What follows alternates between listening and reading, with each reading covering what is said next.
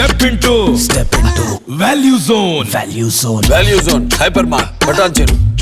Welcome to Suman TV. తెలంగాణలో జిల్లాల సంఖ్య తగ్గిపోనుందా? ముఖ్యమంత్రి రేవంత్ రెడ్డి త్వరలోనే తెలంగాణలో ఉన్న జిల్లాల సంఖ్యను తగ్గించనున్నారా? ఎస్, ఇది నిజమని అర్థమైపోయింది.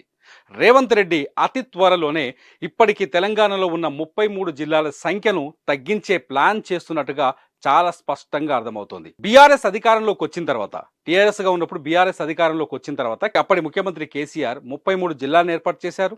33 జిల్లాలకి 33 మంది కలెక్టర్లు ఉన్నారు. 33 జిల్లాలకి 33 మంది ఎస్పీలు ఉన్నారు.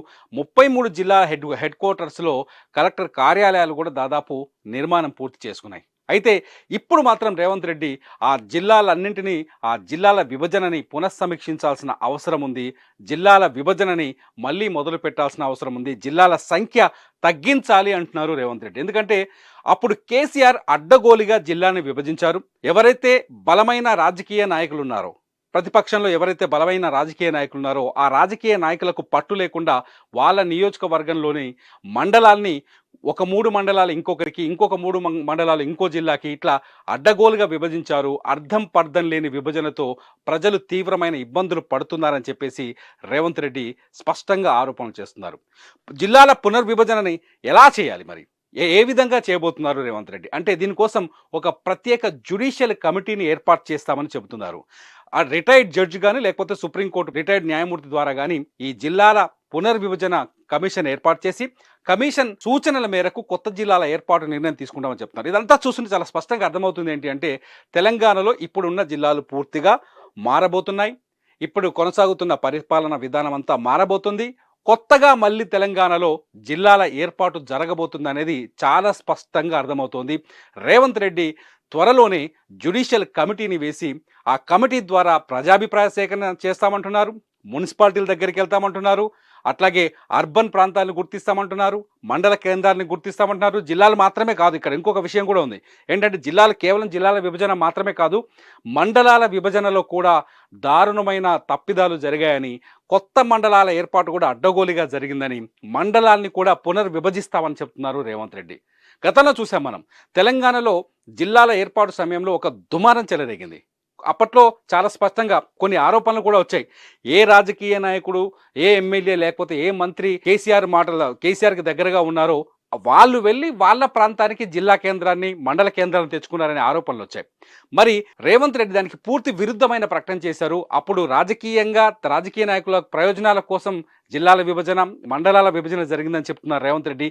ఇప్పుడు న్యాయబద్ధంగా ఎవరైతే జ్యుడిషియల్ కమిటీని తీసుకొచ్చి కమిటీ ద్వారా విచారణ జరిపి ప్రజాభిప్రాయాన్ని సేకరించి ప్రజల నుంచి సమాచారం తెలుసుకున్న తర్వాత ప్రజలకు అనుకూలమైన ప్రాంతాల్లో మండలాలు, మండల కేంద్రాలు, జిల్లాల కేంద్రాలను ఏర్పాటు చేస్తామని చెప్తున్నారు. ఇదంతా చూడబోతుంటే తెలంగాణలో ఊహించని మార్పులు కనిపించడం చాలా స్పష్టంగా కనిపిస్తోంది.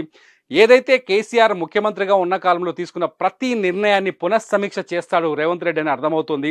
జిల్లాల విభజనతో మొదలయ్యే ఈ సమీక్ష అన్ని వ్యవస్థల మీద ప్రభావం చూపించే అవకాశం చాలా స్పష్టంగా కనిపిస్తోంది. ఎందుకంటే గతంలో మనం చూసాం, కేసీఆర్ జిల్లాల విభజన చేస్తున్న సమయంలో అనేక జిల్లాల్లో ఆందోళనలు కొనసాగాయి, అనేక జిల్లాలో నిరాహార దీక్షలు కొనసాగాయి.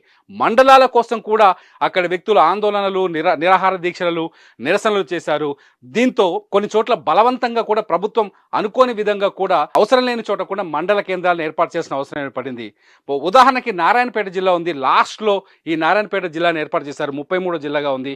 ఈ జిల్లా ఏర్పాటుకు కొంతకాలం పాటు, నెల పాటు దాదాపు నిరాహార దీక్షలు, నిరసనలు జరిగాయి. ఆ నిరసనల తర్వాత అప్పటి సీఎం కేసీఆర్ నారాయణపేటను జిల్లాగా ప్రకటిస్తూ ఒక నిర్ణయం తీసుకున్నారు.